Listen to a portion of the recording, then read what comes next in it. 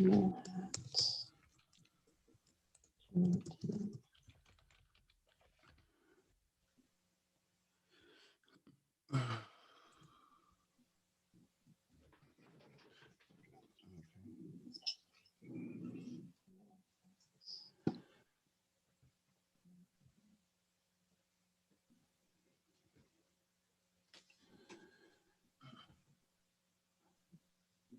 feel like we should have music, so we should have music before we officially kick off the show. That would help. Well, we'll try. Well, it's always good to keep growing, essentially. So we can try. We'll try this as as it's like a breakout. That would help. Well, it's it's always good to keep growing, essentially. So we can try. We'll try this. But yeah, I'll look at some of the graphics or whatnot to actually have like music going. That would be sick. Mm-hmm. And then we can have more of like a breakout room. And I like that idea. Copy the thing.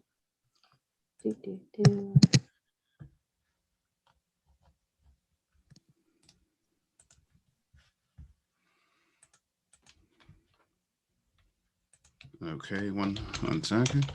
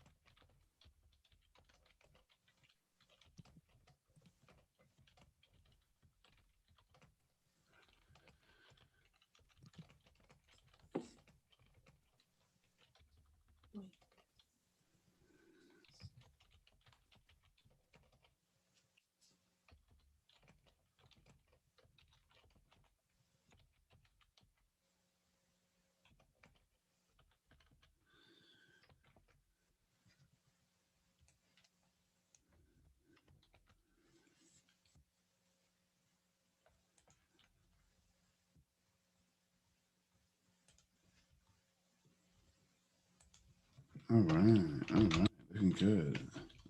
Today is Thursday. What is today?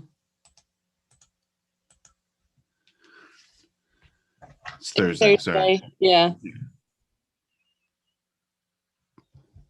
feel like I always do that. Never remember what day it is. It happens. Yeah, it's funny whenever I think of the days. I remember, I don't know about you, but like back in like middle school, high school, we had like alternate days, like alternate calendars. So like one day was red day and the other day was white day. And so when they would do announcements, the principal, he would be like, and today is an R day.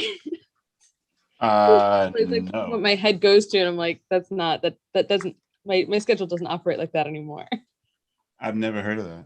It's just we had like alternate, like because certain classes only met on certain days, so they would have to be on R days or W days, and like so those just alternated.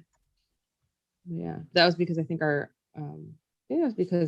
school colors involved red and white. So that is a new one for me. I'm not gonna lie. Mm-hmm. Well, we had like a lot of students, so I guess there's a way of managing all the students and all the classes and stuff. Yeah, I had year-round school. I think that's the only difference between what I had compared to like what most people have around here. Where there's no like summer break or winter break or whatever. Yeah, exactly. Mm. Yeah, so which I really liked. I prefer that over like the way it actually, like I prefer that over like not like having a summer really. Because you learn more. I retained a lot more, honestly. And also, did it feel like it was more continual because of that? What's that?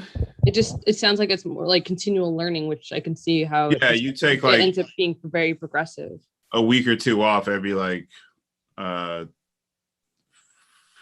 4 weeks or something like that. You take a week wow. off, something like that. So you're in school, pretty much like year round.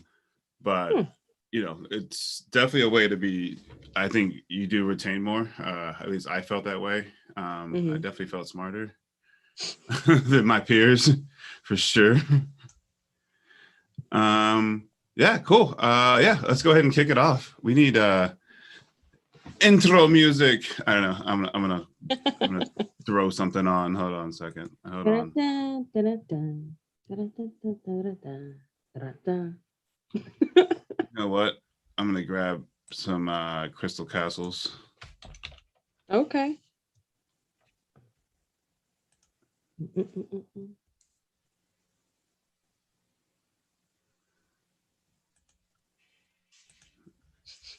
There he goes. There he goes. Possibly the best song by Crystal Castles, by the way. I have to add that. Uh-oh, that's not it.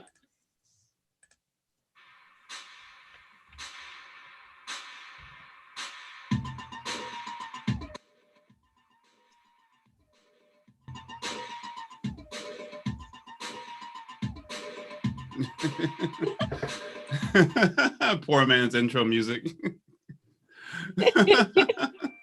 All right. Now we're all ready. Cool. There we go. Well, welcome back, everyone, to Intrusion Diversity System. I'm your host, O'Shea Bowens. I am your host, Sienna Del Vasto, and welcome back. Like you just said. Yeah. So what do we have going on today? It is Thursday, May 13th.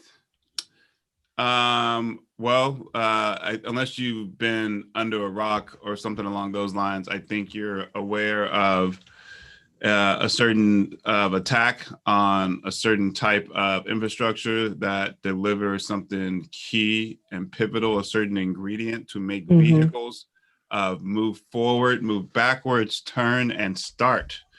So we'll chat about the Colonial Pipeline hack. We'll also there's also a report that I think is pretty interesting that recently came out. It's really diving into some TTPs that have changed for Cozy Bear. So we'll talk about that a bit. I think you had something. There's a lot of stuff that you wanted to chat about. Yeah, and so like similar to SolarWinds, the Code Cove is another gift that keeps on giving. So want to talk about that and the similarities there, and this new exploit that got published on iOS, which I thought was very interesting. It caught my eye. I didn't get to dive into it too much today, but definitely I'm going to be reading this technical report on this after this. So, it's very interesting. This all these breaches. So not all these breaches. I mean, it feels like it. Honestly, it just definitely all seems these like massive breaches, especially to supply chain. Honestly, even with the whole pipeline stuff. So, like I mentioned, Code Cove was impacted by a breach, and they operate in supply chain. And recently, Rapid7 came out talking about how some of their source code was accessed and that they were impacted by this Code Cove. Which what I was kind of alluding to before, it's kind of similar how SolarWinds or FireEye, I mean, they were like the first people to come out. They were the first company to come out saying that, hey, we were breached, and figured out where the source was. I mean, in this case, Rapid7 wasn't one of the first, but it's interesting that another security company has been impacted by one of these breaches, and a very well-known company. But luckily, even though they were impacted in the sense that their repositories were accessed, their source code repositories, luckily nothing was actually, from what they can tell from the investigations, like nothing has actually been modified or changed to any of those repos. They just simply had been accessed. And they disclosed as much information, I'm assuming, to be fully transparent exactly as to where They were using Code Cove in their environment. So where to go? So basically where they used Code Cove's bash uploader script, because that was specifically what was taken advantage of in that breach. And so they were saying how it was extremely limited in the environment. They were using it on a single CI server, and it was used to test and build some internal tooling for them to manage their for their managed detection and response service, which is the MDR service. And that was it. So they didn't actually use it in, they were not using Code Cove on any production code. So, which is good. I mean, and they had already notified any of the companies that might have been affected by it. And so they've been working with that, but it was just another buddy out there, another company out there coming out saying how they were impacted by this massive supply chain attack that happened on Code Cove. So yeah, it's wild. I'm interested to see how much more comes out. I mean, every week it's like something else with this. So yeah, and when was that? This was the attack. Actually, it's interesting because Bleeping Computer has a timeline actually that they oh really? Yeah, they actually put together this this timeline image. And it's actually in the link that we'll drop in the chat. So the attack occurred where they altered the Code Cove bash uploader using credentials obtained from the flawed Docker image on January 31st. It didn't get detected by Code Cove until April 1st. And so that's been what we January 31st, April. Okay. So that's about 2 months. So that they had full reign. Well, they were up to no bad guys were like up to no good, right? Yeah. So then over the course of 3 weeks between then and the end of April is when Code Cove was doing their incident response, doing their investigations, notified, when U.S. federal investigations started getting involved as well. And on April 23rd, so about 2 weeks after they started their investigation, HashiCorp came out saying that they had that they were a victim of this. And now we're at the middle of May, and now a few other companies have come out, but now you're talking about like Rapid7. I think I think last week I said it was a cloud service and VoIP company. I cannot remember the name of it. Cloud service and VoIP. Tully? Wait, something like that. Cloud service and VoIP. That was a company that that was like I think the second company that came out saying that they were impacted by the breach. Cloud service and VoIP. Shit. This is gonna bother me. Wait, is it not on that timeline? No, it's not on that timeline. I know. I'm trying to find it.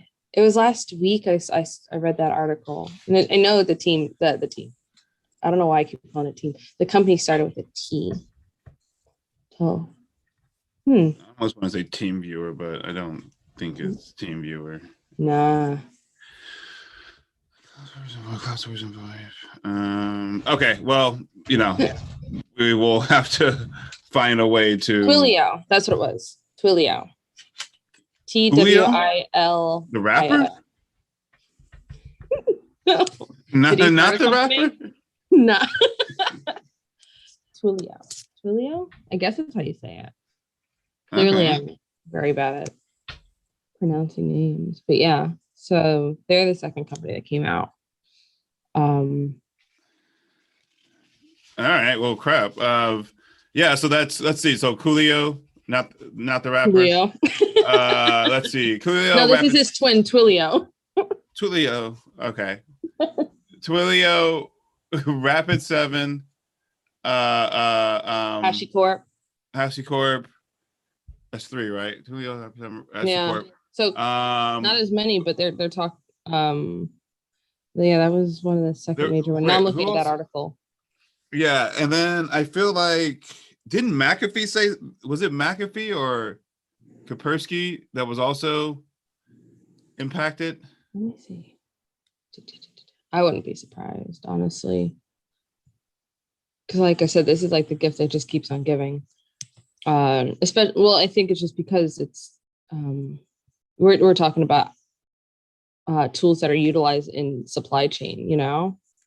That's the ransomware. I'm not sure.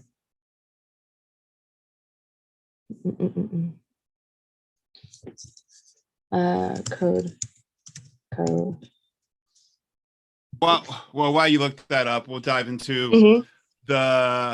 the mother of inconveniences. Actually, it's not an inconvenience to me because I don't drive anywhere, so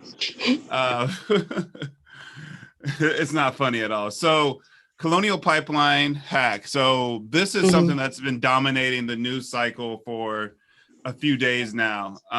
If you're unfamiliar with this story, Colonial is a gas company. Colonial, I think it's Colonial Pipeline Incorporated, Colonial Pipeline. Something like, I do not recall where their headquarters is, but essentially, what looks to have happened was their systems were successfully ransomware by a threat actor named DarkSide. We'll dive into a bit about who DarkSide is, but right now we'll just kind of focus on what we know so far. So what we know so far is they were able to access the network Colonial Pipeline. They didn't. I haven't seen details in regards to the actual how they got in yet. I don't know if you've heard it yet or read it somewhere, but what we do know is what this attack occurred not on the SCADA or specifically on the ICS side, from my understanding of it. So forgive me if I'm wrong, if someone's listening and is like, you're an idiot, that's not what happened. You'll have to just well, you can't do anything because I can't see you or talk to you right now. But what we do know is it appears that they got into a part of the network, specifically the management network. So not necessarily on the ICS or SCADA side, ICS being industrial control systems that are responsible for say physical devices like pumps or physical or the physical aspect of the operation. So think about someone being able to halt the flow of gas or to maybe loosen a valve or something along those lines electronically. So it doesn't appear like any of that funny business actually happened. It looks like they legit got into a part of that network on the management side of things, and with them being able to take over that with them being able to take over that part of the network, essentially this caused a halt in operations with Colonial. This halt, I believe the freeze happened 4 days ago, and today around 1 o'clock, maybe noon Eastern Standard Time. Apparently they were back up and running, but what makes this just astonishing is really the impact. I don't know what their perimeter defense looks like. I don't know anything along those lines about Colonial, but what we do know is from them actually gaining access, there was a worry of, this is, according to reporting, a worry of interference or access to financials. I think this is probably the one of the big reasons they halted and kind of just shut things down, due to the fact that they couldn't justify or really make a I've been inside of a lot of IR engagements, so I think behind the scenes it was probably something along the lines of if you can't necessarily verify the entirety of the reach of the attackers at that given point, you have to make a decision on, well, do you go do you simply tear down the box list, bring it back up, and continue operations, or do you halt everything of, you know, really weighing the impact of this, but do you halt business, you know, which is millions upon millions of dollars? Colonial Pipeline, I believe they say they're one of the few companies that actually does supply, you know, gas throughout the eastern seaboard, right? Or at least the eastern part of the United States, from like New York all the way down to like Texas and like Arizona, if I remember, is like how far their reach was. So, you know, as a manager, not really a manager, I apologize, as a CEO, really, because this was like the, you know, the CEO's decision, acting with the guidance of the CISO. But again, I'm not in the room. I don't know. I'm just basing this on my time being in the room, dealing with breaches, being called into that hotbed where you have the CISO here, CEO here, CFO here, legal here, and, you know, a lot of other individuals from technical teams. My guess is FBI was most likely involved, be it the fact that it was ransomware and there was a request for payment.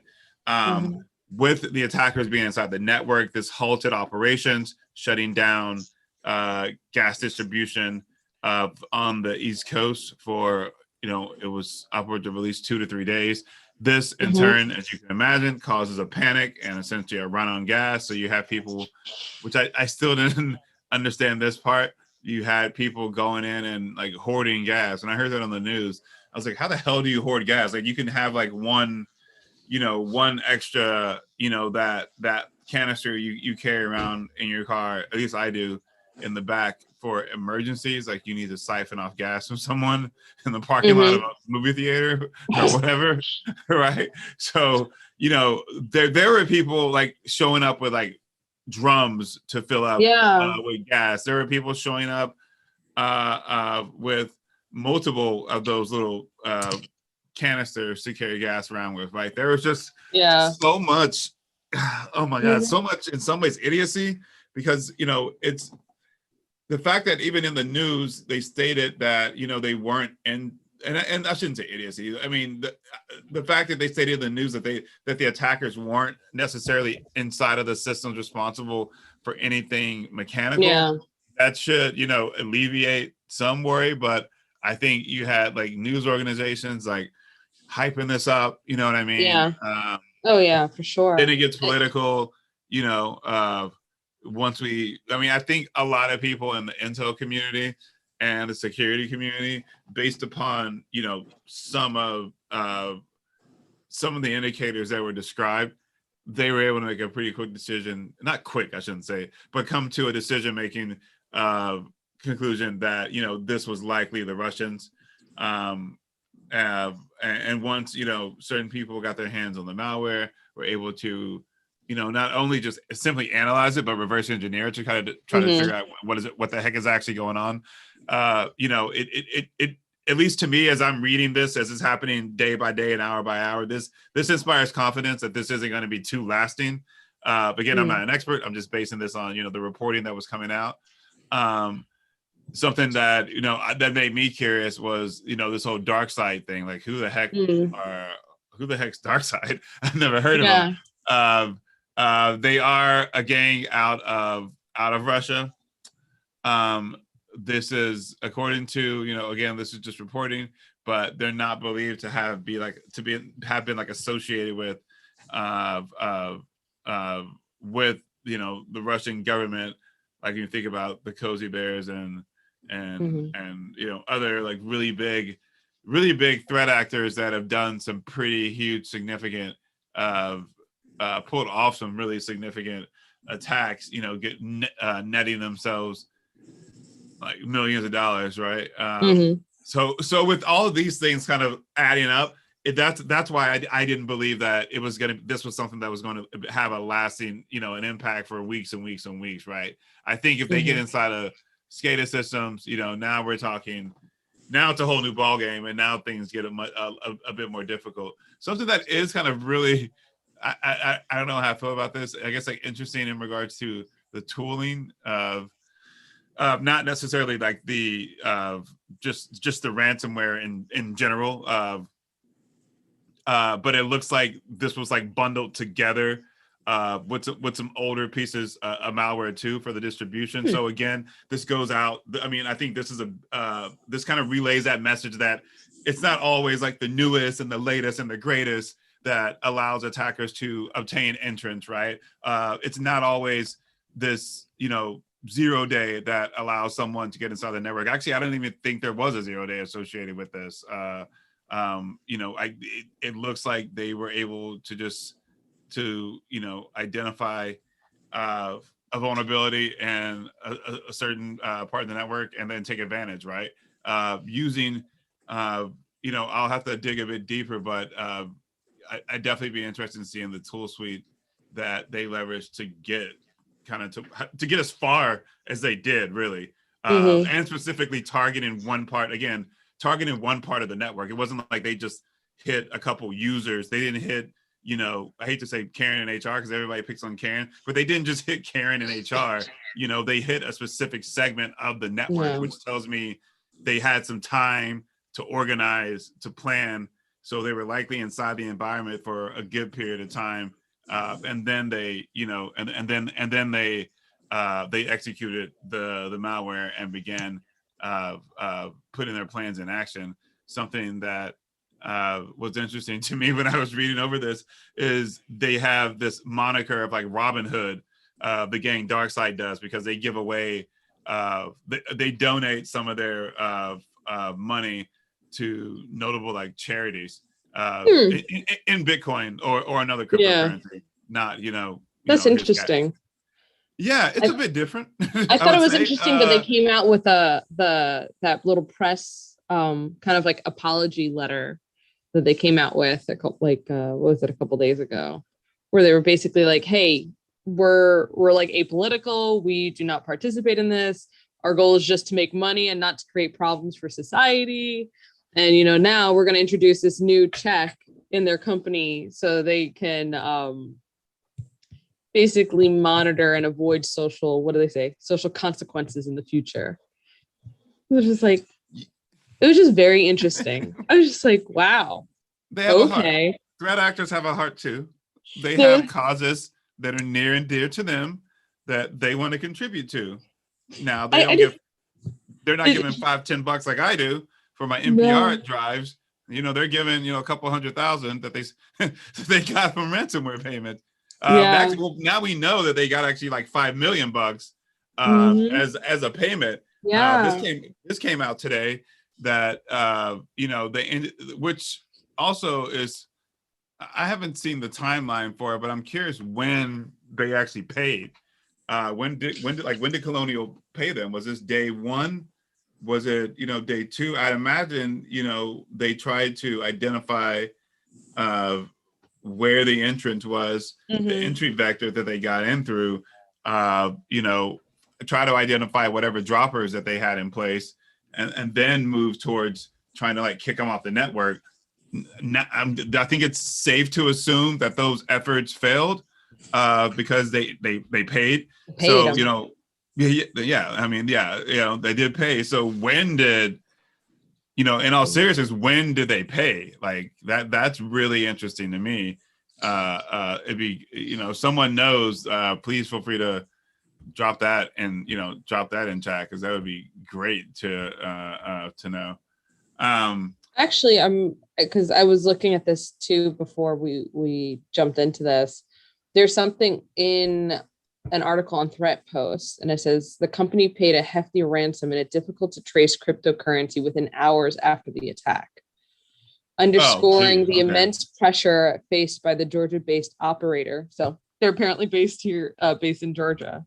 You should roll up on them. Be like, hey, I got some questions. Right? Like, but yeah. So, but they didn't get their they didn't start like resetting, or they didn't get like. They just started resetting like the flow, like the flow in the pipeline, like today, wasn't it? Yeah, it just happened today. Yeah, that's what I'm saying. So it must, like you said, like that's interesting, because even if they did it only like hours after, why did it take so long for it to get like? I feel like that would be a little bit quicker. Like, unless they did investigate and then maybe it wasn't ours. I don't know.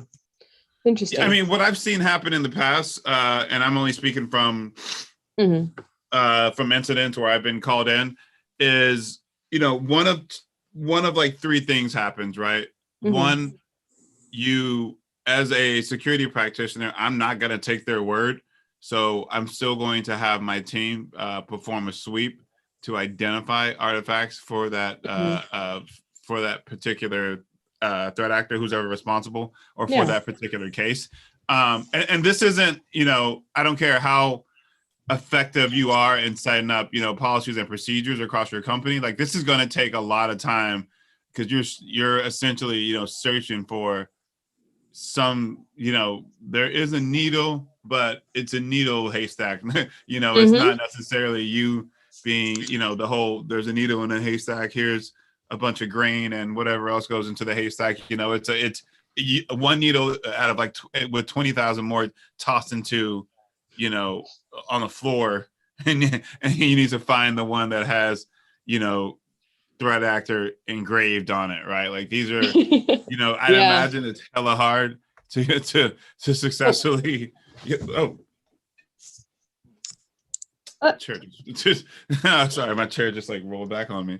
I'd imagine it's super, super hard to make the decision and making the decision to, you know, where to allocate resources, right? So when I said one of three things happened, I think one is they began to, you know, search on their own for artifacts and also of the tools that the individual used. So that's one. I think two, you have to take time to actually test remediation plans.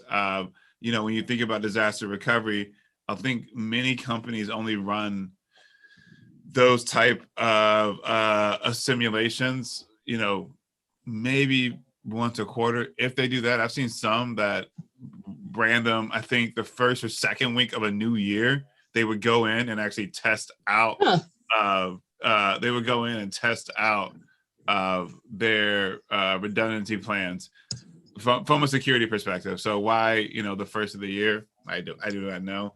Or three, the threat actor kind of came to, you know, I want to say like a summarization that even if they, you know, even if they are paid, is there a way to essentially get more? You know, it's not to say that all threat actors are dishonest. They're just trying to make a living too, I guess, which I get. But I mean, I'm trying to be serious. I mean, they have a family. I get it. It's just, I mean, they're just like me. They got a kid to take care of. There's reasons for their motivation for sure. Yeah, and then, you know, you have to think like, okay, I got in once. They've paid apparently within like 4 hours of. What else can I get out of them, right? Is it something where I can say, hey, well, thanks for paying the first time, you know, but, you know, we need you to pay again in 2 weeks because whatever. I mean, they're in full control of you. Yeah. Psychologically, I think at that point, they're kind of in full control of you. Now, well, they're like in a place of power in that point. So they're like, well, let's see if we can manipulate this person a little bit more. Yeah. Yeah. I mean, honestly, yeah. Because there's no, and I understand why the FBI says, you know, don't pay. But at the same time, you know, you keep in mind in like what it was 2013 or 14 that the FBI for like 24 hours, only like for 24 hours, did they actually recommend paying. Like they literally said, you know, pay him, you know, if you're ransomware, pay the actor. I want to say within like 24 to 40. Yeah, I swear on my life. It was crazy. I remember reading that. But within like literally 24 hours, they took that public statement down. They started walking it back because you have to remember what happens right now is like when, let's say I own a gas station, right? And I have 8 or 9 of them. One of those gets breached. I'm in a bad position. I'm thinking, crap, okay, I'll go ahead and pay. But there's 8 more gas stations out of the 9. So what's to stop the threat actor from saying, hey, well, you paid for number 1. What about 2, 3, 4, 5? Yeah, exactly. Yeah. I mean, so I imagine all these things are happening as Mhm. as the management team is like trying to figure out, what's the next best step, what's the next best course of action. Mhm. All in all, I think this does go really to show where investment needs to be made across critical Mhm. infrastructure. What's kind of mind-boggling to me is literally today also, I don't know if you saw this, but Joe Biden Mm. uh, signed legislation to invest in cybersecurity. Mhm. I don't recall the name of like the. I'm gonna have to look this up. I don't recall like what the bill was actually, the actual Yeah, it's name of the bill. the executive order on improving the nation's cybersecurity. It's a 34-page executive order. It's funny because like as you're like about to mention it, I just happened to be bringing it up. So I was like, because I was thinking because I seen that too. I wonder if this influx in attacks in supply chain and now infrastructure has kind of motivated um, for this motion, right? And actually, in this article, it kind of they kind of speak on that a little bit too. Well, keep in mind, Yeah. yeah, something to remember, and this is what kind of drives me nuts about the the policy side, at least in our country, Mm. the policy side of combating security. So after the election in 2016, of there were definitely cries of Russian interference. I'm sure you remember this. There were definitely cries of Russian Wait, what? interference. This happened? Yeah, I know. it was at a time in history where the country was very unified. We had this wonderful guy Wow. win the presidency, and we were on the road to freaking the Yellow Brick Road, right? We're So on the way to Oz. yeah, we're on the way to Oz. So And then that Trump dang comes house in. came down. Yeah, well, Trump comes in, gets elected. I won't go. We're not a political podcast. No. He gets elected, and there's definitely some shaky stuff that was going Oh on yeah. leading up to him being elected. I mean, Mm. just I don't even know how to explain it. But Mhm. fast forward to the midterms, 2018. Midterms come around. Democrats start taking some seats back. But something significant that occurs is another pretty big breach happens, and at this point, leading up to the 2020 presidential campaign, both Republicans and Democrats were interested in cybersecurity, right? Mhm. Yeah. How do you, how do you, if you want to think about it from a program perspective, how do you begin to look at what private sector has done and bake that into the public sector side, right? Yeah. Because those questions are being asked because you have an election coming up. We don't want the same thing to happen again that happened in 2016, but also Mhm. you had a massive amount of breaches going on in Yeah. 2018. The problem was legislation was put forward and to invest more money into cybersecurity. The body that would enact this was CISA, Critical Infrastructure Systems Administration, I believe, is CISA's the acronym is what the acronym is, and the bill is essentially presented to Congress, and Republicans outright shut it down. Like they want nothing to do with it. They want Mhm. no money, no type of investment. And I don't care who says, whatever, I'm making this up. This is the truth. And I'm not trying to like get political here, Mhm. but it all plays into something that's important.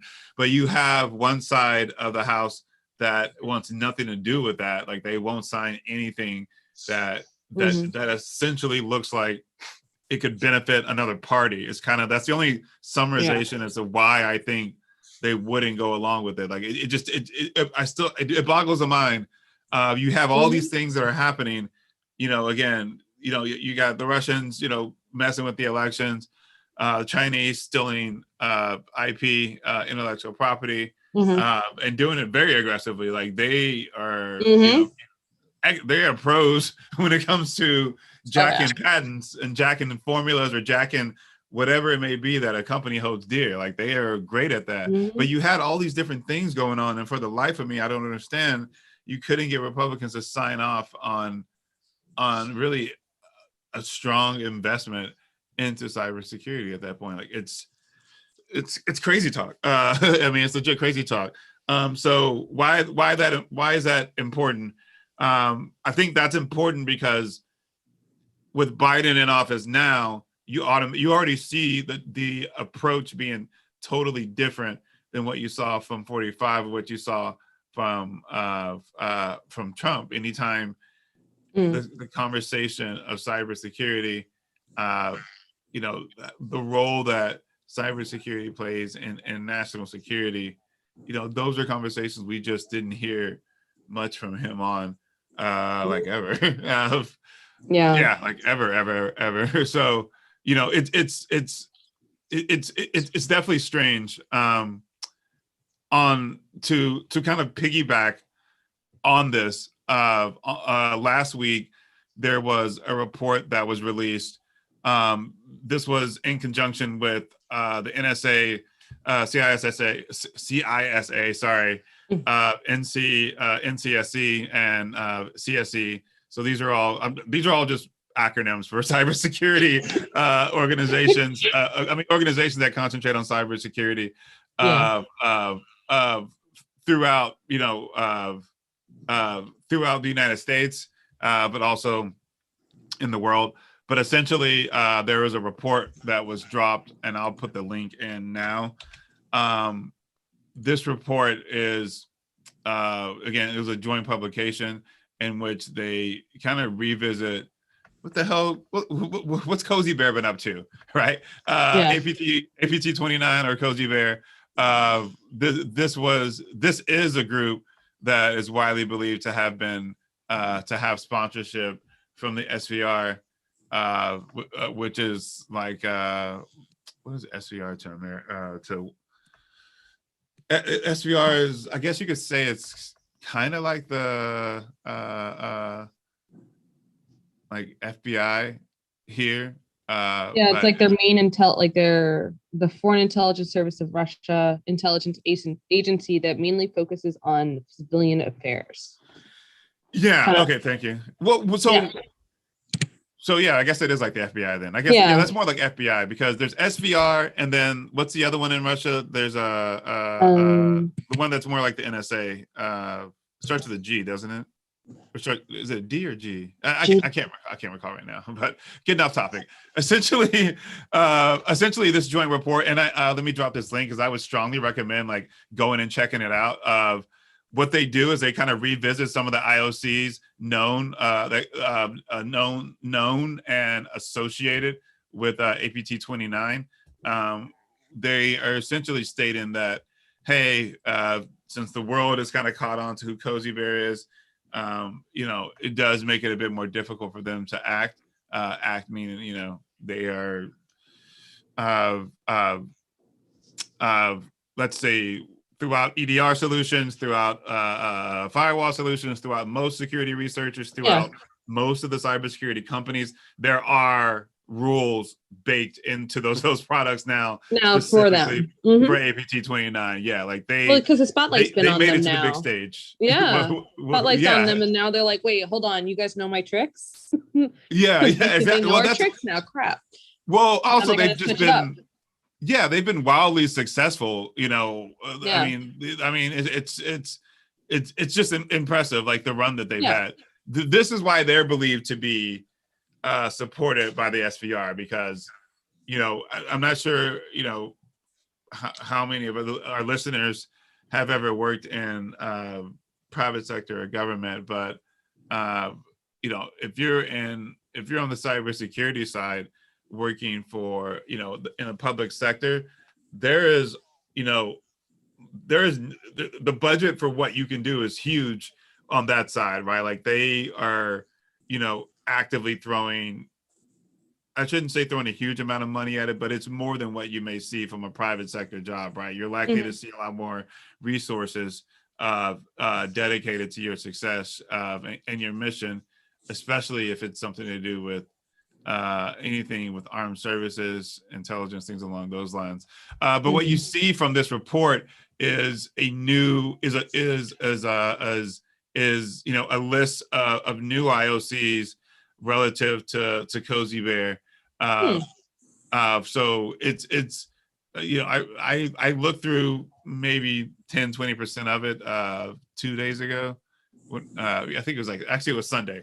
It was Sunday. Sorry. Sunday was when I read through some of the report. Definitely interesting. I would strongly suggest people take a look at it. Not only is it because, the IOCs that are being released, but it also gives you a bit of insight into how some of these the bigger ones, like the bigger threat actors, like how they plan, the tool sets that they use. It's a lot of it's not off the shelf. These are individuals that are codifying the entire infrastructure to practice on what they need, right? These are people that are supported, no doubt, supported with millions of dollars to buy, to buy hardware where they can mimic an environment, right? So understanding how they act, how they work, I think, it could be a great conversational piece at a party, but also it helps you, it'll help you become and act as a better security practitioner. So definitely, I'm going to drop the link there. Definitely, please take 10 minutes and read this. Not now, but later. Okay. Yeah, sorry, Ash. Let me clarify that. Let me back that statement up. No, that's interesting. No, I'm definitely going to be checking that out for sure. I think that's interesting because, like you're saying, there's more eyes on them. They've had such success recently. And it's interesting because you're kind of seeing them grow, and change and modify and seeing what their tactic is going to be like. I'll definitely check that out. But I think the last thing that I had was in regards to this exploit, the Send My exploit that was that leverages the Apple's locator service, basically to collect and send information to nearby devices and then later upload it to an iCloud server. And so this security researcher, Fabian Brawleen, he's with Positive Security, developed a proof of concept. And so he had he created a custom Mac OS application that basically broadcasts data from one device via BLE, so Bluetooth Low Energy. And then once it connects to the internet, the receiving device then can forward the data to an attacker-controlled Apple iCloud. And so then he claimed it Send My, but he created he has a blog post, and he actually goes into depth, step by step, on how this would work. Which now I like trying to dabble with some Android stuff. So seeing iOS things fascinate me. Because I don't get to play with it that much. So with this whole step by step, he really broke it down, and actually Threat Post did I guess a high level of it. But it's just very interesting because people don't when it comes to IoT and mobile, I don't think a lot of people think of those as attack vectors potentially, because if you think about it, and I think the other thing is when you're in security, you kind of become very paranoid, or you're very skeptical, or you just you just assume almost worst case scenario, what's going to happen. And the thing is, it's the cell phones that we have now are mini computers, and applications are rolling out all the time. Services, different technologies are rolling out all the time just for your laptop and the computer alone. The same thing's happening with the mobile devices. So, and especially BLE, Zigbee, and all these different IoT stuff. Zigbee? Is that what you said? I think isn't it called it's Zigbee, isn't it? It's Zigbee. Yeah, Zigbee. No, sorry, I didn't mean to interrupt. Sorry. I was like, right? Yeah, Zigbee is another wireless technology. So and then it's utilized in a few different types of like IoT devices. So just you don't realize, or like just it's kind of like with what was it, the like the USB jacking, juice jacking, where people just people just out there and you're just plugging in raw USBs into these public jacks to charge your phone, and you don't realize, or people don't think about, not only is that used for power, but that's also used to transfer data. And so it's really easy for attackers to go, especially if there's a will, there's a way. And I feel like I say that all the time. If there's something that somebody is willing to do, they'll figure out a way to execute that. So like with stuff like that, and then they created what was it, the stop sync. There was like the one guy that created that little tool that you can just put right onto the tip of your USB, and then it'll stop any sort of data being transferred. So you can safely charge your phone. Now I'm just like, I'd rather not even chance it. Everything power strictly. At the airport. At the airport and stuff. But it's just interesting. You see these different all this attack vectors being opened up with IoT especially, and this is specifically mobile, but IoT, like I have like a whole qualm. Granted, it's fun to have like, I don't know, a smart like speaker, but why have a smart toaster? I don't need my toaster. Nobody. Maybe if it holds like your bread in like one part, like a compartment that holds the bread, and then at like 7:59 a.m. that bread is loaded into the toaster, and then at 8 o'clock as you come downstairs for like your coffee, it pops out, you got your coffee, and then you have seriously, like you have your coffee, and then you have your toast, and then you're good to go. Yeah, you have like those time, like the coffee makers that are timed, right? They don't, like, I don't know. Whenever I think of things like that, like having like your breakfast being made, or like having your coffee getting ready, your toaster getting ready for your breakfast toast, I think of like Chitty Chitty Bang Bang. What? Did you ever see that? It's an old movie, but basic like Dick Van Dyke's in it, but he has like this whole what is not, I was gonna say thingamabob, but he has this whole invention that basically cracks eggs, and then cracks like bakes a sausage and all this other stuff, and it's just like oh my goodness, what is that? How old is this?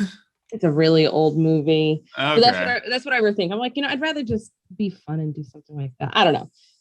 Anyways, yeah. So there was this new this new proof of concept for exploiting that technology on iPhones. But yeah, that's all that I have for me.